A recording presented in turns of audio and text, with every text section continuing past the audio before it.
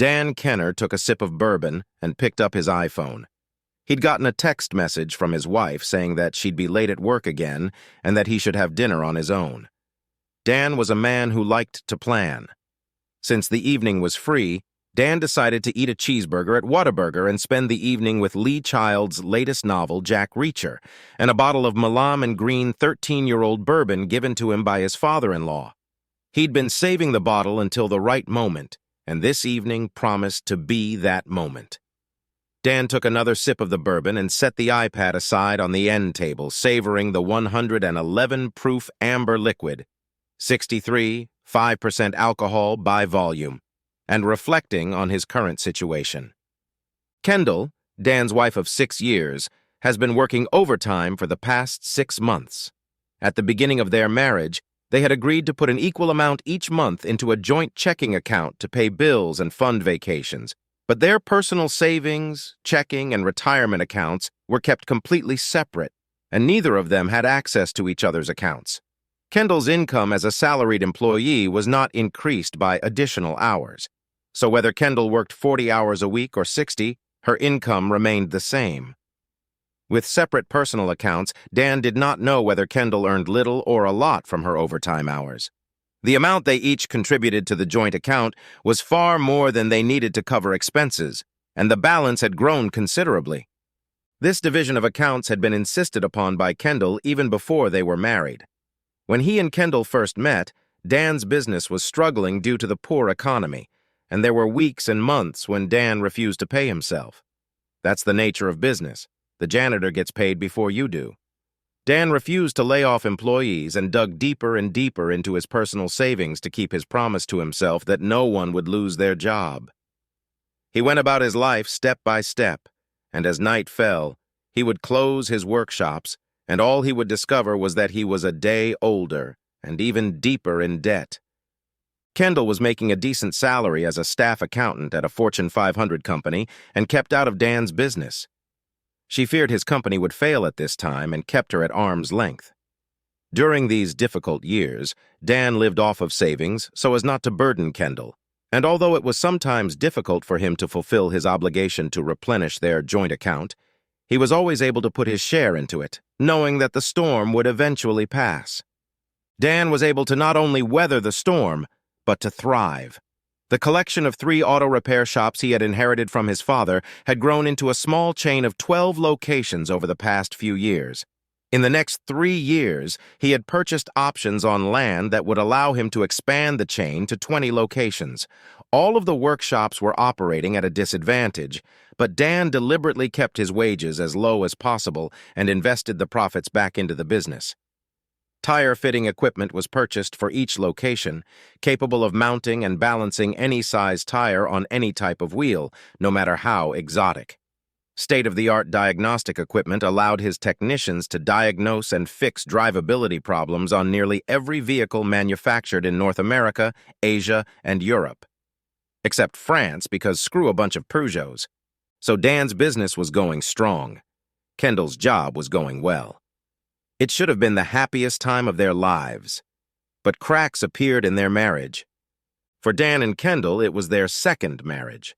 Dan's first wife had died when she was hit by an elderly female driver while going for her usual morning jog. It was a clear sunny morning with a slight October chill in the air. Because of the morning glare, the elderly woman driving to her doctor's appointment did not notice Kendall running down the street. City officials were repairing a damaged culvert, causing the sidewalk to collapse, and Lizzie had to run about 20 feet, 3 meters, across the roadway. That was all it took. 20 goddamn feet, 5 seconds of running, and 2 lives cut short. Lizzie didn't know it yet, but she was 4 weeks pregnant when she was hit by a car. It was the second instance of tragedy in the Kenner family. Dan's mother died of lung cancer when he was in middle school. She had never smoked a cigarette in her life when she developed a persistent cough and sought medical attention. 8 weeks after her diagnosis, she was gone. It was several months before Dan could begin to recover from Lizzie's death. His father appointed an acting manager at the workshop that Dan ran. This gave Dan time to grieve for his wife and the child he would never have. Dan might never have recovered if his father hadn't had a fatal coronary attack while driving home from his workshop in the evening. It made Dan forget about his pain and focus on business. People's livelihoods depended on him. It was through a careless accident that Dan met Kendall. The mechanic's apprentice had removed the radiator cap without waiting for the engine to cool when Dan walked by. Hot antifreeze spurted out onto Dan's chest, and he had to go to the emergency room. The waiting area of the emergency room was crowded with the kind of visitors you'd find in most cities. Open head wounds, overdoses, withdrawal syndromes, and a whole host of injuries and traumas typical of what the ER staff called BRIs, from the acronym Beer-Related Injuries. The seat next to Dan was empty, and Dan himself didn't look frightening, though he did look like he'd been doused with some greenish liquid that smelled faint and unpleasant at the same time. A tall, attractive brunette with a limp strode over to Dan and lowered herself into the empty seat next to him. Since the emergency room was crowded, they knew they would have to wait. They told each other about their injuries. Kendall had twisted her ankle while jogging after work, and briefly recounted their lives. There was an immediate attraction between Dan and Kendall. Dan invited her to dinner and she accepted. They became friends and quickly became a couple. Kendall divorced her first husband because of his emotional abuse and cheating, and told Dan from their first date that she had no tolerance for cheaters. They were married 15 months after they met. Dan took a sip of whiskey and reflected on his marriage. How did the old joke go? We've been happily married for 5 years. Unfortunately, we got married 6 years ago. For the first few years of their marriage, Dan and Kendall were happy to the point of ecstasy. They laughed together, they danced, they made love all the time, they had a good time together. The problem started after Kendall earned her MBA, qualifying master's degree in management, and was poached from the bank she'd taken a job at after college to work as an accountant for the Fortune 500 corporation she now worked for. Dan was supportive of her. He wanted Kendall to be happy and successful. There came a time when one of the senior vice presidents had to retire, and the senior director to whom she reported was applying for the position. The senior director position was vacant, and Kendall felt she had a very good chance of being promoted. She just needed to show that she really wanted the job. After a few months, Dan noticed that Kendall was becoming unhappy with him. Everything he did didn't seem right to her. Kendall began to disparage his work. To her, he was just a mechanic now, a grease monkey, a nickname for auto mechanics. She began to disparage him during every conversation. Her constant anger and irritation with her husband was bringing discord to their marriage. Kendall began working overtime to stay away from Dan. When she was home, she texted on her phone. Her phone. God, how he hated her phone. She was always on her phone. She secretly laughed at the messages that came in. She would turn the screen so her husband couldn't see who she was texting with or what the messages were about. She slept with the phone under her pillow. And then it turned violent. Kendall had always had a temper and was quick to anger. Usually it came in the form of a harsh remark or a sharp barb to the object of her anger. She was always quick to calm down and correct herself when her temper got out of control, and when Dan was the object of her anger, her remorse led to a night of great sex. However, Dan had noticed that her outbursts had become more frequent and prolonged, but without the sex that had made her temper somewhat tolerable in the past. A month ago, during an argument that Kendall got into for no good reason, she slapped him. In 6 years of marriage, neither Dan nor Kendall had ever raised a hand to each other. But she had slapped him, and it shook Dan to the core.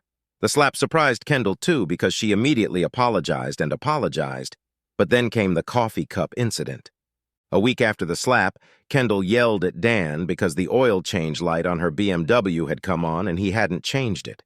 Dan explained to Kendall, for the umpteenth time, that her BMW was serviced for free for the first 3 years, so it made no sense for him to change the oil if the BMW dealer would do it for free. Kendall yelled at Dan, "Just change the oil, asshole!" Dan had had enough of this nonsense. "I told you not to buy this car, but you just had to have this overpriced and unreliable piece of German crap. Now that you have it, you have to maintain it yourself. You make your own service appointment at the BMW dealer. That's your responsibility." Kendall became furious. She picked up the coffee cup and threw it at Dan's head. If he hadn't dodged, the phone would have hit him squarely in the forehead. He stared at Kendall in shock. She gave him an expressionless look, then turned on her heels and walked away without a word. Dan took another sip of whiskey. He heard the garage door open, signaling Kendall's return home. Dan picked up his cell phone and sent the text and the email he'd queued up. They were duplicates, sent to the same person and containing the same packet of information, so it didn't matter which one was received first or if one of them didn't reach. Dan was a firm believer in backup plans. As Tennessee Ernie Ford sang long ago, "If the right one doesn't get you, the left one will." Walking through the living room, Kendall cast a glance at Dan, comfortably ensconced in a soft armchair with a glass of whiskey in his hand. "I'm going to change, and then I need to ask you about the strange activity on the joint account." Kendall didn't wait for Dan's reaction to her statement and headed for the bedroom. A few minutes later, Dan heard the shower turn on. Both Dan and Kendall had set up notifications in their banking apps for unusual activity. Dan received the same text notifications that no doubt worried Kendall. He sighed, took a sip of bourbon, and set the iPad aside, waiting for Kendall to return. She returned 15 minutes later, dressed in black yoga pants and a white t-shirt exposing her stomach, and sat down on the couch across from Dan. Her wet hair was swept back after her shower, and although she hadn't applied any makeup, she was a stunningly beautiful woman. Her body was slender and athletic, topped with C-cup breasts that, at the moment, were unencumbered by a bra. "Do you know about these deductions from the joint account?" she asked. There was a slight accusatory tone in her voice. She held out her cell phone to Dan. Their bank's app was open to check the activity of their joint checking account. The balance was $12, while the day before it showed over $30,000. Dan nodded his head. $12,000 charged to PDSC? That's Pendragon Security Consultants. That's to pay them for following you around for a month and documenting your affair with your boss. $18,000 ACH to the SKD account? That's the fee to Solomon, Klein, S. Davis, my divorce attorneys. He took a sip of his bourbon and watched Kendall's reaction. Tears came to her eyes and her mouth opened and closed like a fish in water trying to find oxygen. Her face flushed red, and for a moment Kendall seemed to be at a loss for words. Dan watched the emotions play across her face. Fear turned to sadness, which turned to anger, and then back to fear. She seemed stuck, and it wasn't until Dan raised her glass to take a sip of bourbon that she seemed to decide what to say. "It didn't mean anything," Kendall said. "I just got involved in something I couldn't control. I'm going to end it right now. I don't want a divorce." "Didn't you say you couldn't stand cheaters? What did that mean to you?" "If you ever cheated on me, I'd divorce you," Kendall said, looking at her hands clenched in her lap. "That sounds like a smart plan," Dan said. "I don't want a divorce," Kendall repeated. "What did you think was going to happen when I found out?" Dan asked. "I didn't think you'd find out," Kendall answered honestly. "I thought our affair would end and you and I would go back to normal. And the disrespect, the anger and violence, was I supposed to just let it go? I never disrespected you. And there was no violence," Kendall said, her voice rising slightly as she refuted Dan's accusations. "Did you sleep with him in our bed?" Dan asked. Kendall gasped and the blood rushed from her face. "Yes," she said quietly, "but I didn't mean to disrespect you." "Oh, well, that's all right then. If you meant no disrespect to me, that's fine," Dan said with a hint of anger. "You slept with your lover in our marital bed, in our marital home, and you don't think that was disrespectful to me." "And you say there was no abuse?" Dan laughed sardonically. "You slapped me and threw a coffee cup at my head, so yes, there was violence. We can get past that. I don't want a divorce," Kendall insisted. "We can work this out. I'll make an appointment for us to see a marriage counselor." Dan shook his head. "The problem wasn't our marriage. It was your infidelity. I agree that counseling is necessary, but not to fix our marriage. You need to fix whatever is broken in you.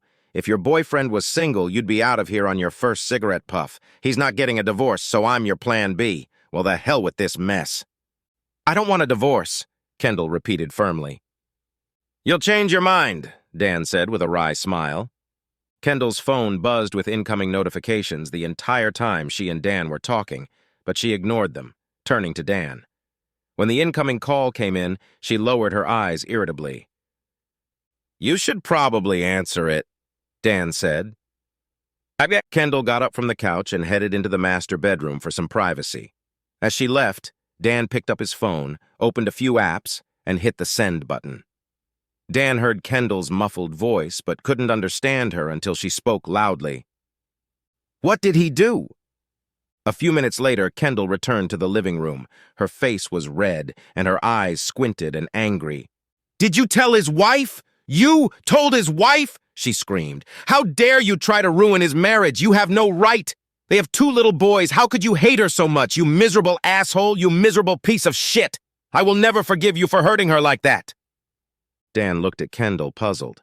"So, you don't think he's a cheating asshole for cheating on his wife, and I'm a cheating asshole for telling her he's cheating? You got some goddamn logic, baby. You don't think you and your boyfriend are miserable pieces of shit for lying and cheating on their spouses, and I'm the bad guy for bringing it out?" Dan shook his head and grinned. In his quest to understand infidelity, he had recently read about the twisted logic of cheaters, but to see it exemplified by his own wife was just crazy.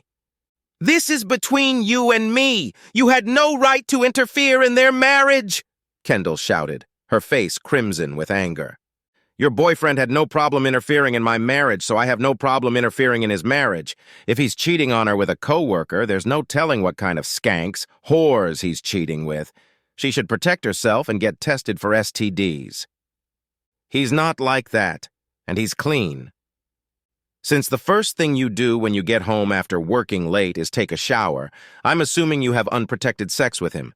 You should get tested too. I got tested for my own peace of mind, even though we haven't had sex since you started your affair." Kendall looked at her husband in shock. He'd known about this for months, and acted like everything was fine while he hired private investigators. Who was this man? "You just wanted revenge. You're pathetic," Kendall said.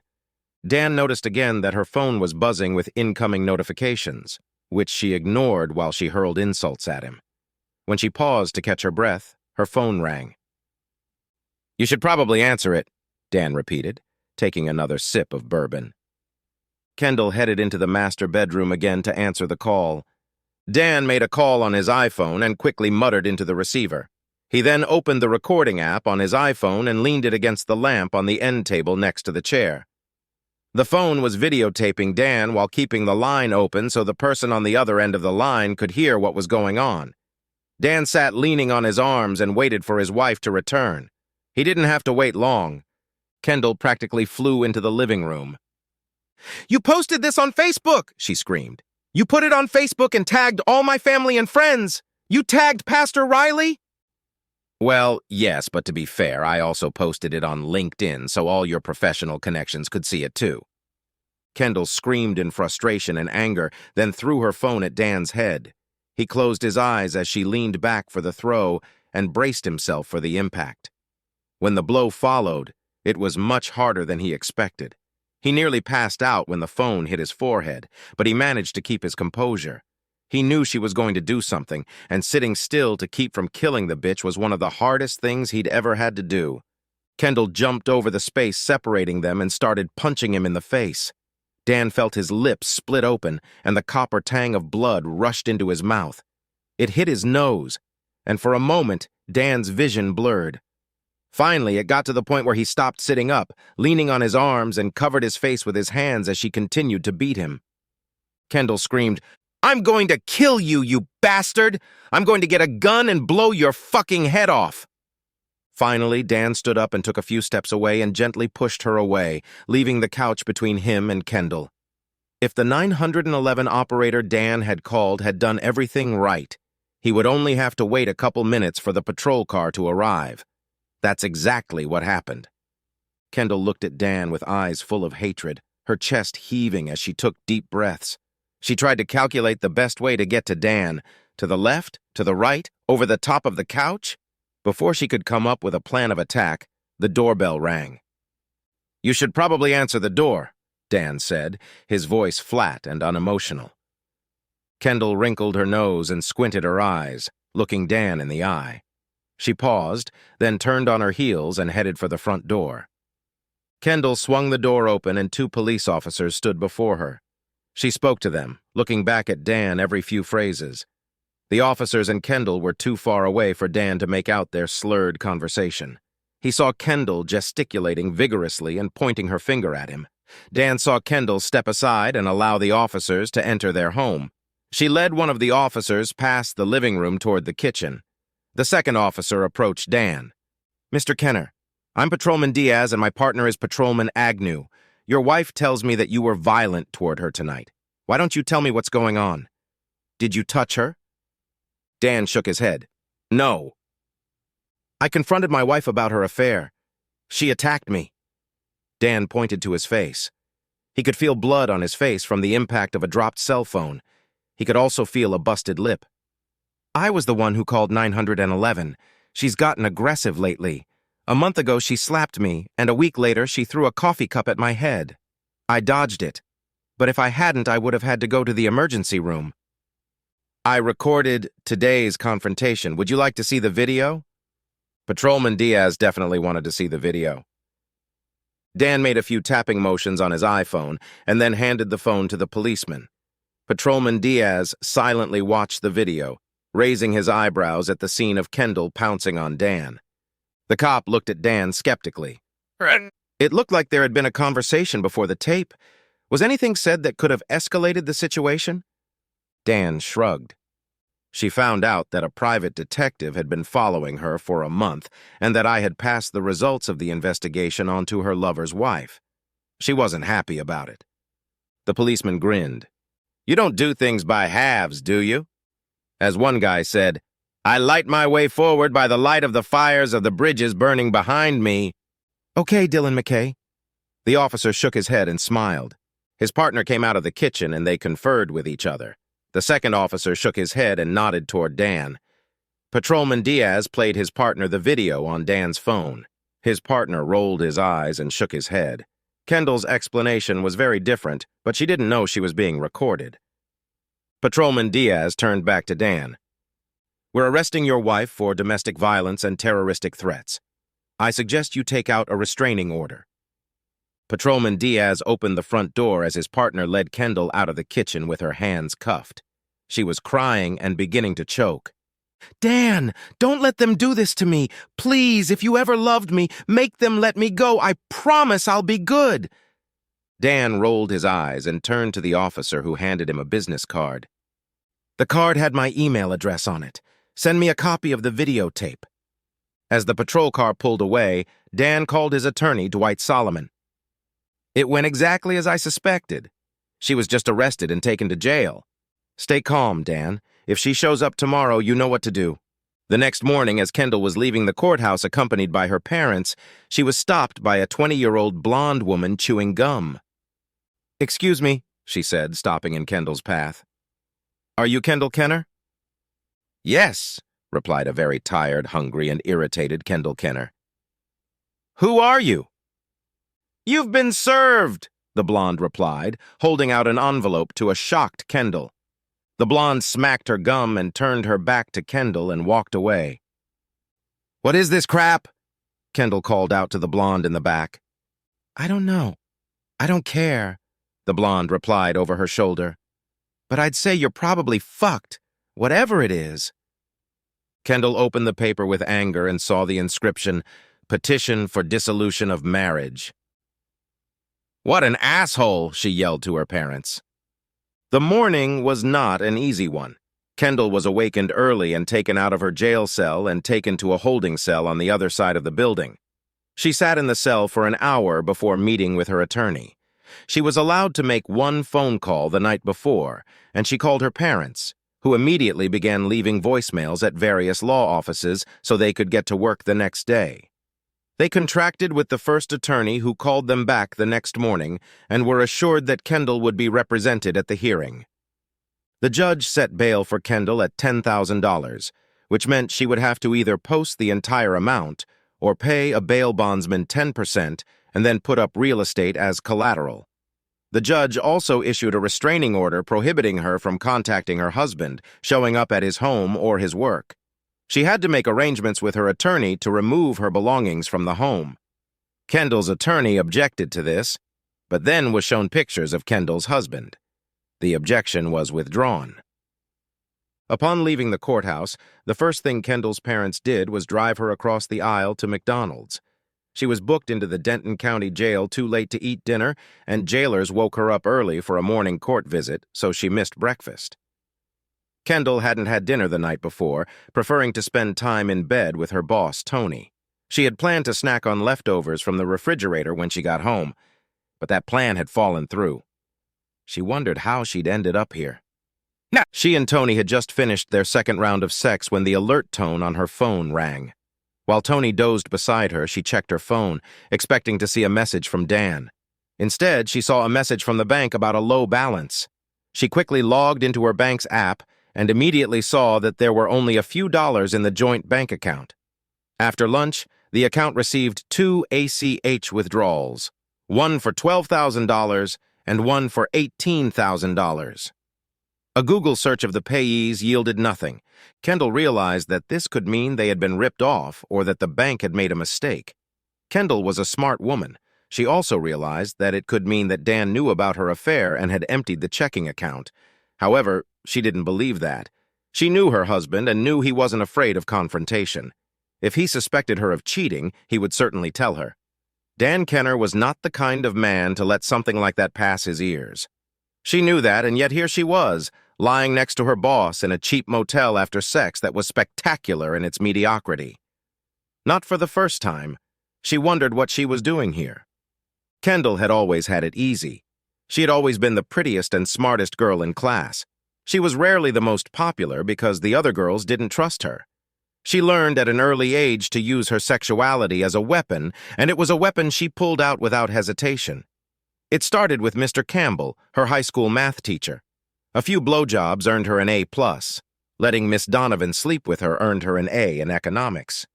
She never dated high school boys, only men who had graduated from college and had good jobs. College was a repeat of high school. If she had trouble with her classes, she slept with a professor. Both men and women. They all wanted Kendall. She graduated from college in 4 years with a degree in finance. She thought about law school, but knew she wasn't a strong enough student. You can't work your way through law school sex. To Kendall, her current affair with Tony Geyer, the senior principal to whom she reported, meant nothing. It was a means to an end. If she could get some recreational sex, which her previous love had called athletic, in the process of her promotion, so much the better. It was during her second year at Chase Bank that she met Kyle Evans. Kyle had visited her branch of the bank as part of an investigation into the possible money laundering activities of a suspected drug dealer. Kyle was assigned to the Special Operations Division of the Denton County Sheriff's Department, and his long hair, mustache, and carefree attitude immediately turned her on. She brazenly asked him out for a drink and climbed into bed with him at the end of their first date. For Kendall, the sex was mind-blowing, and she was crazy about Kyle. 2 months later, they started living together. After another year, they were married. For Kendall, married life was a revelation. She loved Kyle and wanted to do everything in her power to give him pleasure. Domestic or sexual, it made no difference. Kendall and Kyle were perfect together. Until it ended. They had been married for 4 years and were actively trying to have a child. They hadn't had any luck yet, but they were enjoying trying. In the middle of their 4th year of marriage, Kyle was asked to go to a 4-week course organized by the Alcohol, Tobacco, and Firearms Organization. Although he would be gone for a month, having the ATF course on his resume would help Kyle with promotions. The trip wasn't difficult. The first week of Kyle's absence, Kendall was lonely, but good. The second week was a little more difficult as the hormones combined with the loneliness increased her arousal. By the end of the 3rd week, Kendall was crawling up the walls.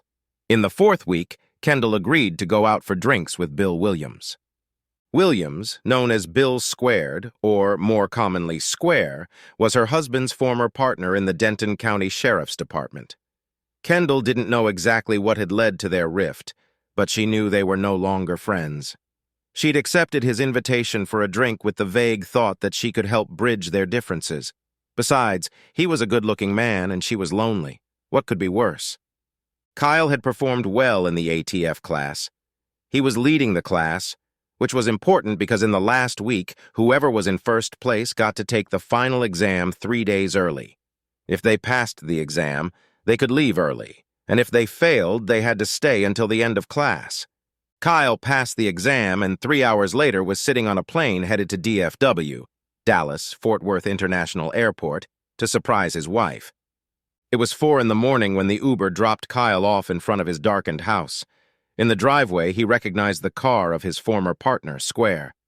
Kyle's heart clenched into a cold fist as he unlocked the front door and entered the house he shared with Kendall. Leaving his suitcase by the front door, he quietly made his way to the bedroom. The room was partially illuminated by the light from the master bathroom. Square was lying on his back naked.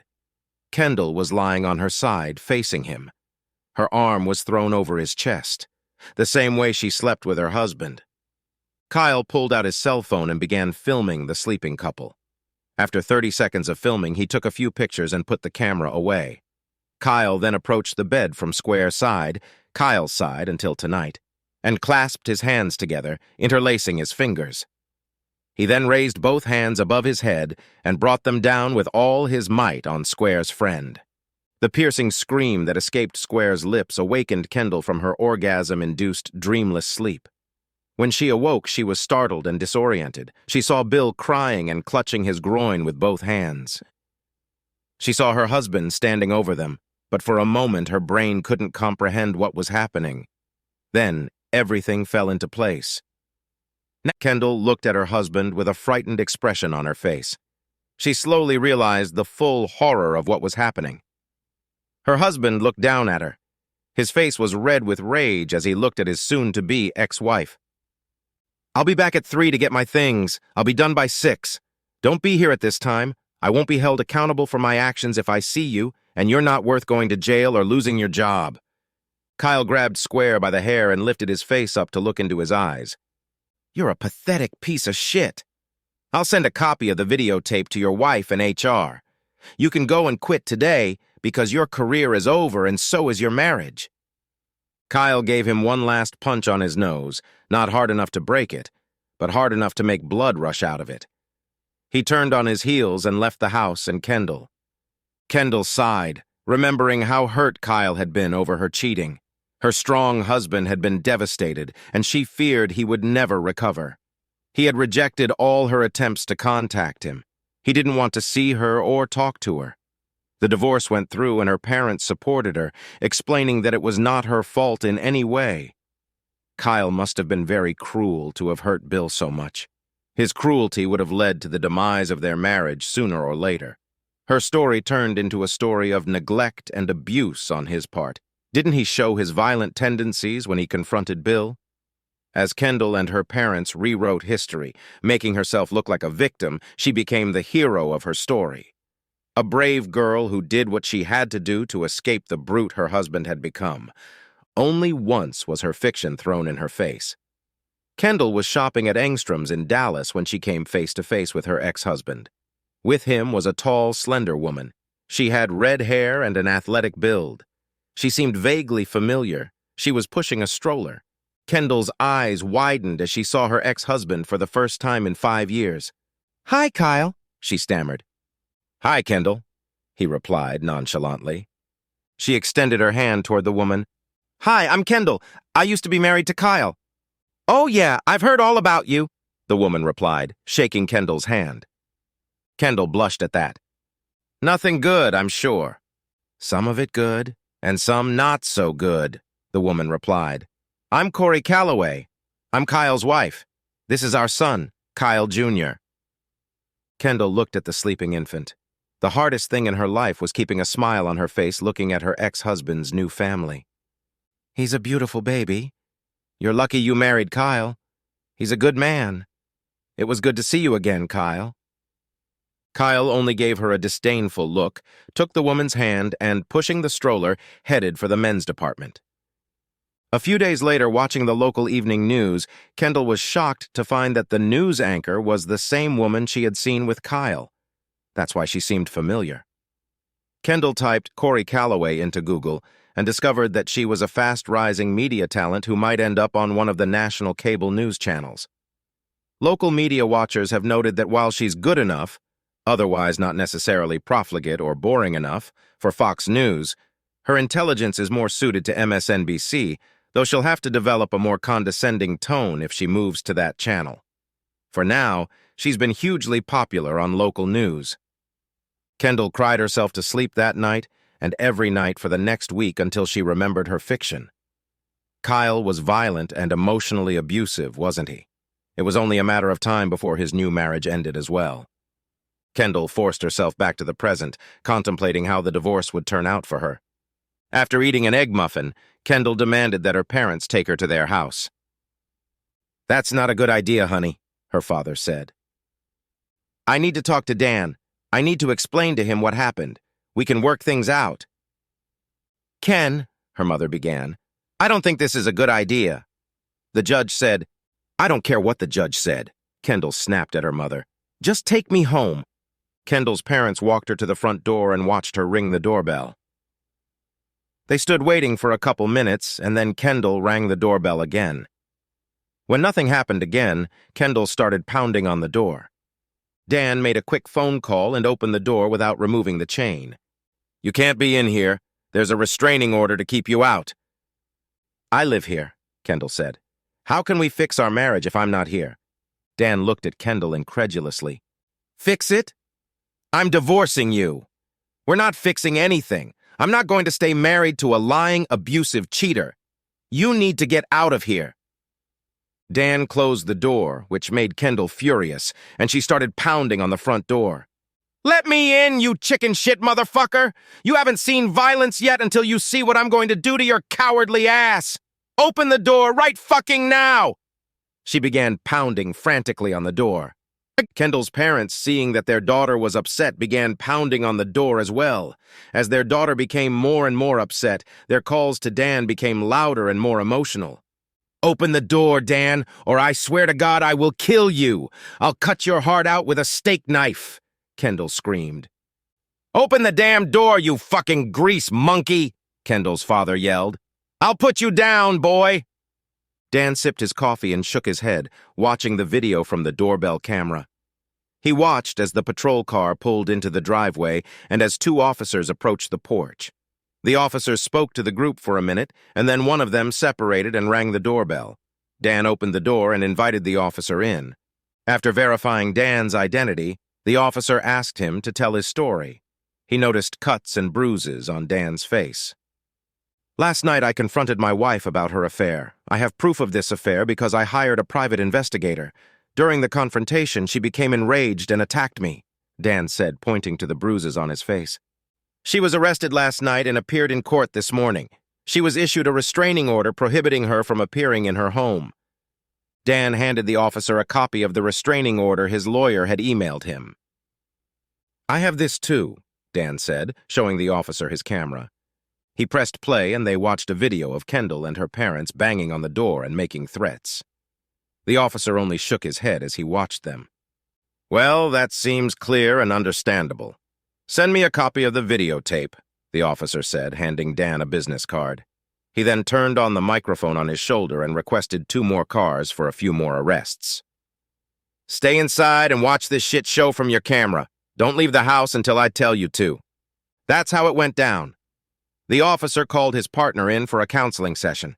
They reviewed the video on his phone and then approached Kendall and her parents, where they were informed that they were all under arrest for trespassing and terroristic threats, and that Kendall was arrested for violating a restraining order. When 2 more patrol cars showed up, the officers proceeded to arrest Kendall and her parents. Kendall's mother became hysterical, and Kendall began crying and cursing at the officers. Kendall's father tried to push the officers away to get to his wife and was knocked to the ground. Shit show is putting it mildly. Dan called his attorney and left a message. "Kendall and both of her parents were just arrested. I think I married into a family of idiots." Leroy Keys felt defeated and depressed. He, his wife, and daughter were arrested Friday night for trespassing and threatening his son-in-law. Because they were arrested Friday night, they sat in jail all weekend, waiting to see a judge Monday morning. Leroy and his wife received restraining orders ordering them to stay away from Dan's home and business. In addition, Kendall's bail was revoked, and she was to remain in jail for violating a protective order and making terroristic threats against Dan. Leroy and his wife Sarah managed to get out of jail, but Kendall would remain in jail for the foreseeable future. In the back of his mind, he realized that he had failed in his role as a father in raising Kendall. She was spoiled, narcissistic, and possibly narcissistic, but at the same time she was his little girl. His wife spent the weekend sharing a cell with Kendall. Sarah didn't want to discuss what they had talked about, but when Sarah was released, she looked angry and determined. About what exactly, Leroy had no idea. Leroy called the lawyer he had used when Kendall had first been arrested. After explaining the situation to the lawyer, he sympathized with Larry, but the lawyer said he was going on vacation and would be away. That was true, but at the same time a very fortunate coincidence because he thought the whole family was nuts and wanted nothing to do with them. Leroy flipped through the yellow pages, calling lawyers until he found one who could take him on right now. If Leroy knew anything about lawyers, that would be the first red flag.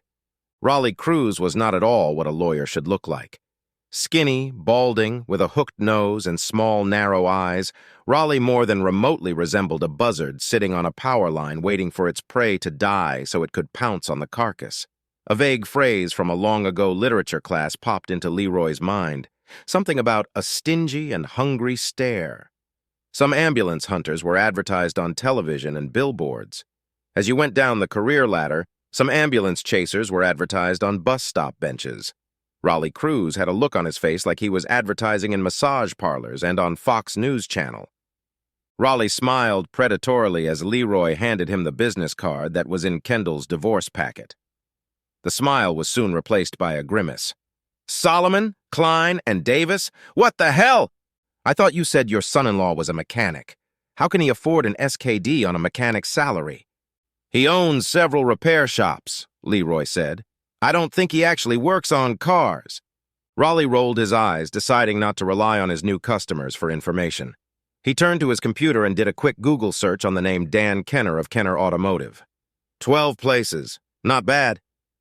That looked promising. His business has 12 locations. That should be quite an asset to your daughter in a divorce. Maybe we can get him to pay all my fees, too. Raleigh wasn't actually rubbing his hands together in anticipation, but it didn't take a fertile imagination to picture him doing it. Go fuck yourself. Raleigh looked at his cell phone in bewilderment. He had left a message for Dan's attorney, Dwight Solomon, who finally returned his call. Raleigh demanded an immediate meeting with Dan Kenner and his attorney to arrange for temporary spousal maintenance. Dwight answered Raleigh and then disconnected the call. Raleigh immediately called Dwight Solomon back, intending to read him the Riot Act and teach him a lesson in professional courtesy toward fellow members of the legal profession. What part of fuck you did you not understand? Dwight Solomon asked without salutation or preamble. You want to play hardball? Then we'll play hardball, Raleigh said to himself, placing his cell phone on the table. Why didn't you tell me there was a video? Yelled Raleigh at his clients. I looked like an idiot in that conference room. Raleigh finally managed to get in touch with someone at Solomon, Klein, and Davis. A first-year associate called Raleigh to set up a time for a pre-conference. Raleigh's clients were not to attend this first conference. The entire conference was an unpleasant experience for Raleigh. From the moment he walked into the SKD law office until he slipped out the door, it was one long attempt to embarrass and humiliate Roland Cruz, Esquire. It started when Raleigh walked into the reception area and gave his name to the receptionist. He figured that if a dog turd left to dry on the sidewalk suddenly grew arms and legs and grabbed a briefcase and announced his intention to practice law, he'd get just as warm a reception as Raleigh. He was directed away from the waiting area to a small conference room and told that he would be brought in shortly. Will be brought in. She did say he would be brought in, as if he were a stick thrown to a dog. Raleigh sat in the small room for 20 minutes before someone brought him in. A child. Or at least, she seemed like a kid to Raleigh, barely out of high school. In fact, Lauren Davis was 32 years old, a graduate of Yale Law School. Some might think that it was the fact that her father, Lawrence Davis, was a named partner that allowed Lauren to get a partnership quickly. They would be wrong. It was her inherited natural ability and aptitude for law that had made her a junior partner before her 30th birthday. Raleigh knew none of this. He only glanced at Lauren and mentally brushed her off. When Raleigh sat down in the large conference room, he was shocked to see Lauren taking the seat across from him. Her eyes read amusement as Raleigh began to list his client's requirements. As Raleigh listed the demands, that amused look became more and more wolfish. They have footage of your daughter assaulting her husband. They have footage of your daughter violating a restraining order and making death threats. They have footage of you and your wife making death threats. They had a prenup that you somehow forgot to mention to me. You made me look like a freshman student instead of someone who has been practicing law for 30 years, Raleigh said bitterly.